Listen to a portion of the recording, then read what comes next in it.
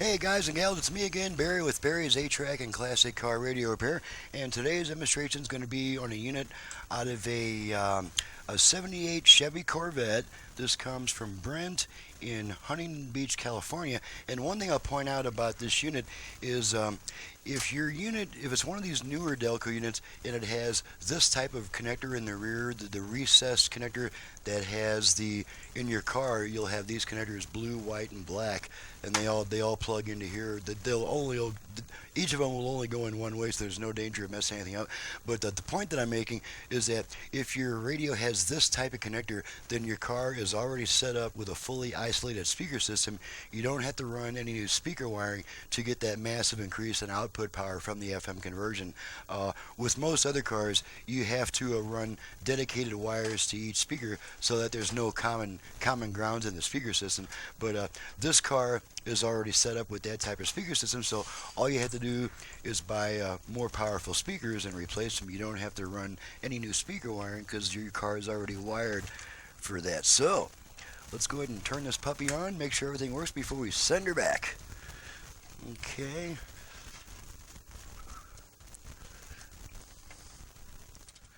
Okay, ready to turn it on. Here we go. Got it set to FM at the moment.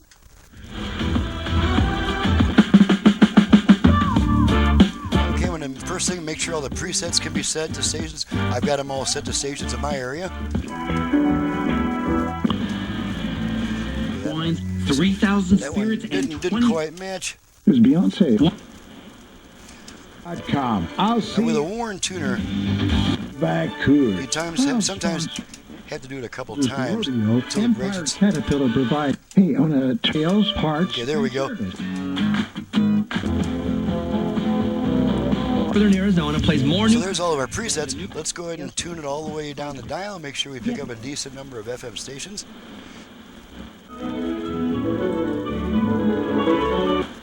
On the connect with Natalie Grant. The city, but he didn't know the inhabitant. For your home, look at buyhyundai.com. Fire and Casualty Insurance. Investigation. He seems to. Was kept. She a little freak on cam.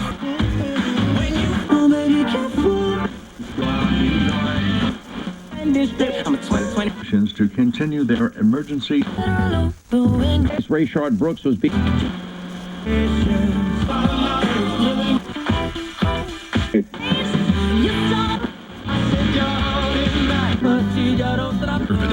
I'm Wendy Rogers. Okay, that's about 32, 33 FM stations. That's pretty typical. Let's flip it over to AM. We should get 2 weak stations around here. It makes a difference. 1, Good. 2, then we get a strong station about here with a lot of hum that you'll hear from my power line. Brian Carter Page. There's a strong AM station, and there's the hum I was explaining because I've got a power line right outside my window here. Okay, go back to FM. I'm going to demonstrate the virtual balance and fader functions. The fader control on these radios generally are no longer working. They're self-destructive by design, so I never reuse the original fader. Instead, you now have a fader in the tone control, and I'm going to demonstrate how to activate it right now. To activate the front rear fader, we give our tone control 2 turns to the right. So let's try that. Baby, how you feeling? Okay, didn't activate. Let's try it again. Baby, how you feeling? Try it again. There it goes. Sometimes it takes a few tries. Now we're going to bring our output level meters in the picture, and now we're using the tone control to adjust our front rear speaker balance. All the way front, all the way rear, front, rear. Okay, I'm going to let it time out. Fader set. Fader set. Okay, now let's adjust the left-right balance. Same procedure, except we turn this tone control twice to the left. So let's try it. Balance adjust. Balance adjust. And now this tone control is adjusting our left-right speaker balance. Okay, I'm going to take my hand off the control. Balance set. Okay, balance is set. I'm going to change to something that's more talky so I don't get nailed for copyright. They're so overconfident. Okay, now we're going to demonstrate the aux input. Just going to feed a quick test tone into it, make sure it switches over.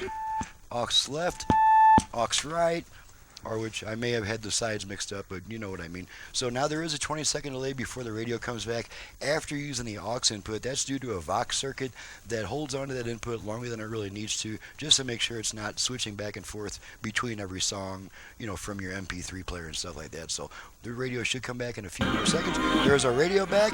Let's make sure our Bluetooth goes into pairing mode, and that tells me that the Bluetooth is operating. One way we can put it into pairing mode is to give the volume control 2 turns to the right. So here we go. Let's try it again. It can be touchy. Try it again. Bluetooth There it goes. ready to pair. Okay, so the unit is now trying to pair with a portable audio device, and as you guys know, I don't do all that on the demo videos. It's just too time consuming. If it'll go into pairing mode, we know that the Bluetooth is working properly. So after 90 seconds, the lady will come back on saying pairing not completed. While we're waiting for that, let's test the 8-track function. Got some Neil Sedaka here. Gonna pop him in. Still I wonder, is it true? Am I really Okay, gonna switch tracks a bunch of times. you left? I'm gonna take a trip. When you hold my hand, I'm a prehistoric man. I go ape. Now at last my searches cried a tear so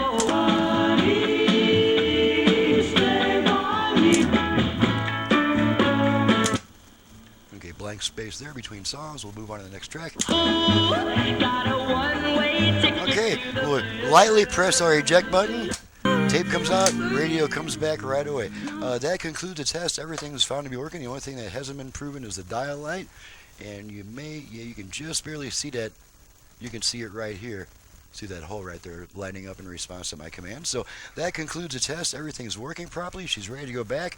I'm probably going to take the rest of the day off because this was the last of the paid deadlines that I had to get done today. So I'm Barry with Barry's 8-track and classic car radio pair. And, you know, this was nothing really fancy because the radio was already AM, FM stereo, had an 8-track, but it is it's a much more reliable performer now. It has a lot more output power.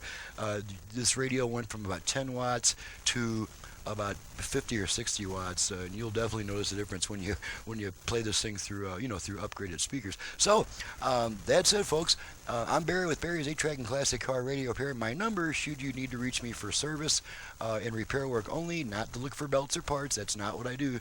My number is 928-533-9666. My website is in the description below. Thanks for watching, listening, guys. We'll see you next time.